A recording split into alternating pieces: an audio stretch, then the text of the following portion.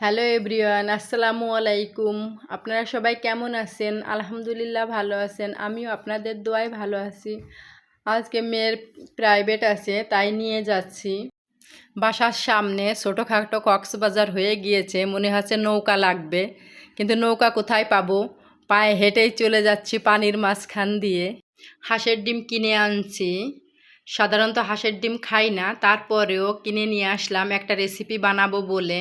যে কোনো ডিম দিয়ে হবে, মুরগির ডিম দিয়ে হবে, ফার্মের ডিম দিয়েও হবে। আমি ভাবলাম একটু হাঁসের ডিম দিয়েই করে দেখাই আপনাদের। আমি ছোলার ডাউল দিয়ে ডিম ভুনা করব। এটা হচ্ছে নোয়াখালীর খাবার। এর সঙ্গে আমি পোলাও ভাত রান্না করব, পটল ভাজি করব। ডালটা আমি আধা ঘন্টা আগে ভিজিয়ে রেখেছিলাম, ভিজিয়ে রাখলে ভালো হয়। আমি প্রেসার কুকারে 2টা বাসি দিয়ে নিব। ডালটা হয়ে গিয়েছে, পাশে রেখে দিয়ে ডিমটা ভেজে নিব। আপনারা ডিমটা হালকা করে ভেজে নেবেন, তাহলে উপরের আবরণটা শক্ত হবে না, যেহেতু এটা ডাউলে দিব। এই জন্য আমি এর মাঝে পটলটা ভেজে নিলাম এই কড়াইতে। তারপরে ডাউলটা রান্না করব। পোলাও চালটা বাছতে যেয়ে আমার একটু দেরি হয়ে গিয়েছে। দেখি পটলটা একটু লাল হয়ে গিয়েছে, একটু বেশি কড়া হয়ে গিয়েছে। পটল ভাজিটা উঠায় রেখে এখন ডাউল দিয়ে দেব। আমি ডাউলে পেঁয়াজ কেটে দিচ্ছি, কাঁচামরিচ কেটে দিব, একটু নাড়াচাড়া করে। এরপরে হলুদ লবণ সব কিছুই দিয়ে আমি মশলাটা রসুন পেঁয়াজ আর আদা, এর মাঝখানে একটু পেঁয়াজও দিয়েছি, জিরে, এগুলো বেটে নিলাম। 2-3টে লং দিলাম, গোলমরিচ দিলাম। আর সিদ্ধ করে রেখে দিয়েছিলাম ছোলার ডাউল, সেইটা দিয়ে দিয়েছি। আমি এর মাঝে নারকেলের দুধ দিয়েছি, দিয়ে কষাই করে নেব অল্প করে।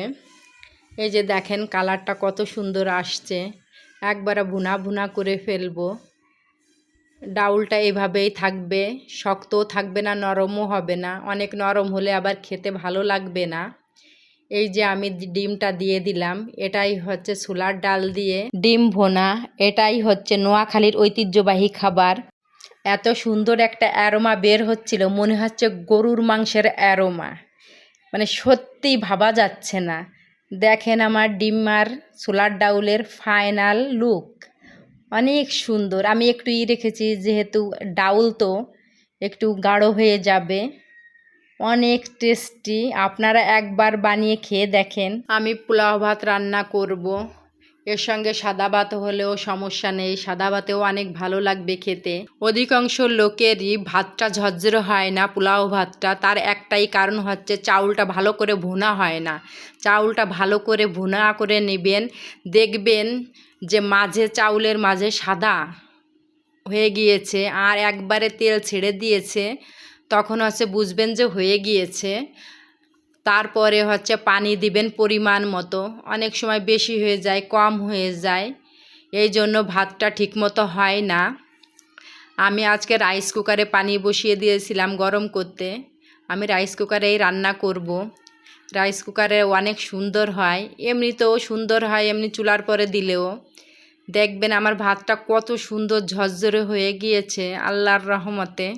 এভাবে একদিন বাসায় ট্রাই করতে পারেন। আমার ভিডিওটা যদি আপনাদের ভালো লেগে থাকে, আমার ভিডিওতে লাইক কমেন্ট শেয়ার ফলো করে পাশে থাকবেন। ইউটিউব থেকে যদি দেখে থাকেন একটা সাবস্ক্রাইব করে দেবেন। আল্লাহ হাফেজ, সবাই ভালো থাকেন। আসসালামু আলাইকুম।